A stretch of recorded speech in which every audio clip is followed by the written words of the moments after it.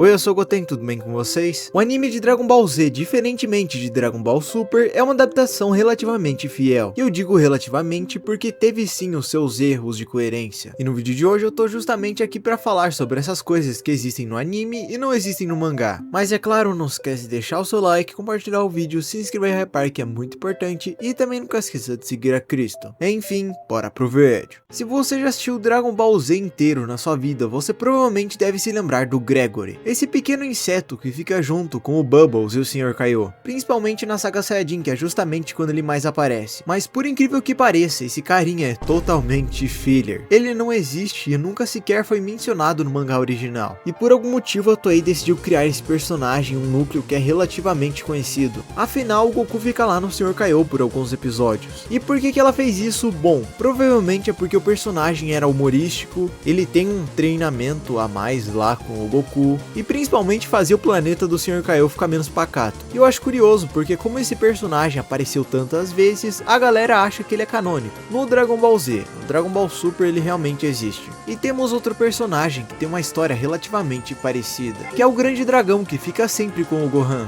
sendo que ele nem ao menos existe de verdade. Ele acompanha o Gohan nos filmes de Dragon Ball, nos fillers, mas ele nunca esteve na história de verdade. E mesmo assim virou de certa forma um mascote. Que eu disse? Massacote. E como é que é? Mascote. O que eu disse? Massacote. Agora, sobre o porquê ele foi criado, creio eu que tenha sido para vender boneco, e também para dar uma camada extra de carisma pro Gohan. Funcionou? Depende do seu ponto de vista. Eu, por exemplo, acho que o Gohan criança tem muito mais carisma do que o adolescente / adulto. Mas se tem alguns fillers criados para dar carisma, tem alguns que são criados para te irritar. Eu admito que eu fiquei irritado quando eu percebi que o Goku demorava 1 bilhão de episódios para passar o caminho da serpente. E isso não é à toa, porque criaram vários e vários desafios para ele. Como por exemplo, quando ele caiu lá no submundo, ou quando ele encontrou a princesa da serpente. Enquanto isso, no mangá, o Goku só corre e não faz absolutamente nada. Isso também seria chato de acompanhar? Seria. Mas ainda assim, criar uma falsa sensação de que ele tá avançando é meio chato. E por que a Toei faria uma coisa dessas, Goten? Eu não acredito que uma empresa tão bondosa faria um negócio desses. Eu não acredito em você.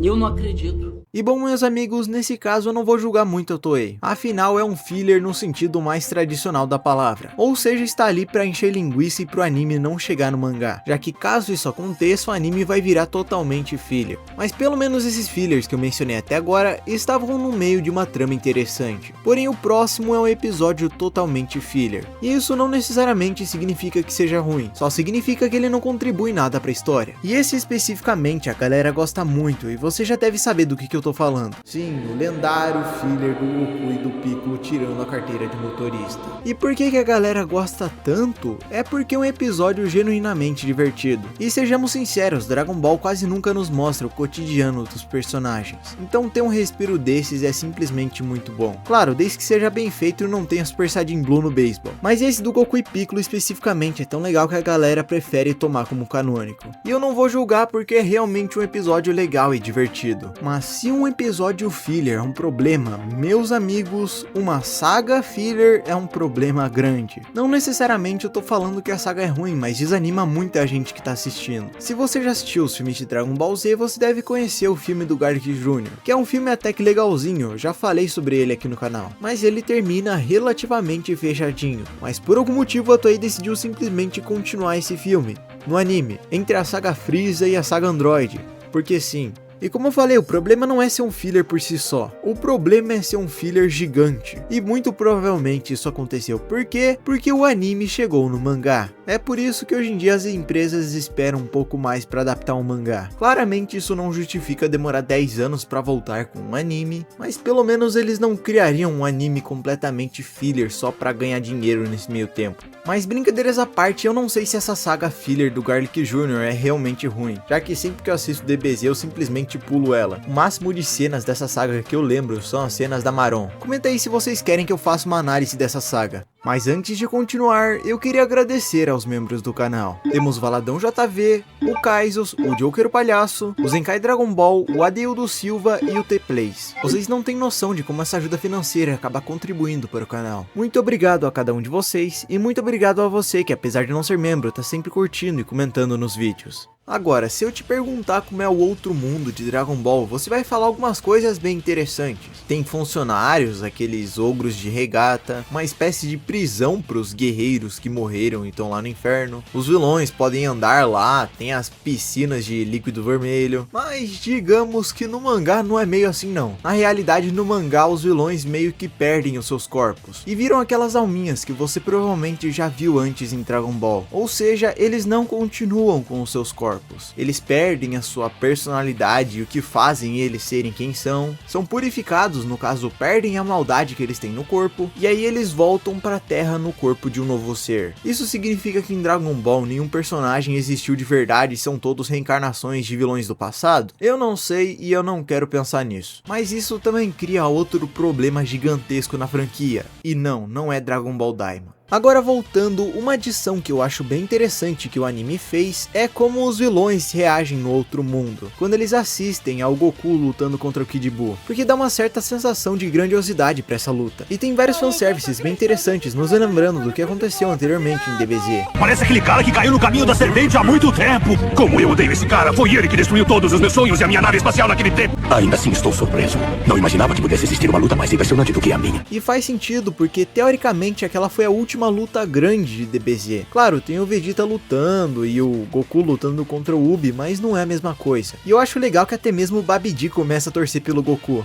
Vamos, Goku, você consegue ganhar desse malvado! Enquanto isso, os fãs de Dragon Ball torcem contra ele. Mas como eu já falei, isso também não faz sentido. Afinal, era pra todos serem alminhas. Tudo bem que por algum motivo no Dragon Ball Super o Freeza continuou com seu corpo no inferno. Mas falando especificamente do mangá original e a adaptação do mangá original, isso aqui tá errado. Mas o que tá ainda mais errado são os Guerreiros Z derrotando as forças especiais Ginyu. E pra mim isso aqui não tem perdão. Não faz sentido nenhum com o nível de poder e é simplesmente ruim. Ah, mas Goten, você não gostaria que os personagens secundários de Dragon Ball tivessem destaque? Sim, mas não precisa ser em uma luta aleatória, em um episódio aleatório. De preferência que seja algo que tenha relevância pra história. E que os personagens sejam minimamente desenvolvidos. Por isso que eu não gosto tanto de cenas como essa ou a aparição deles na saga Moro. Porque parece mais fanservice do que eles realmente sendo utilizados. Mas o contrário também não é muito aceitável pra mim. Quando um personagem, apesar de fraco, não consegue dar o dano necessário no vilão. Ou melhor, que ele consegue fazer no vilão. E isso se aplica muito bem no caso do Kuririn, já que esse careca tem o Kienzan, que até aquele momento não tinha uma limitação de verdade. Aí o que o anime faz? Literalmente faz o Kienzan quebrando no céu. Sendo que posteriormente vemos o Goku Base cortando o Majin Buu Gotenks no meio. Então percebe como não tem nenhuma coerência isso? E mesmo antes, o Kuririn literalmente cortou a cauda do Freeza. O que sim é algo bem impressionante para alguém de 50 mil de poder. Então esse filler basicamente colocou alguns limites que nem existiam no Kienzan. E falando no céu perfeito, sabia que esse cara apanharia pro Yantia? Sim, você não me ouviu errado. Pelo menos isso segundo a cronologia da Toei. Já que nós temos esse personagem chamado Olibu, que o Yantia derrotou. E adivinha só, esse cara era basicamente o rival do Pai Kuhan antes do Goku chegar. Ou seja, no mínimo, esses caras têm um nível de poder parecido. E sabe quem que o Pai Kuhan derrotou?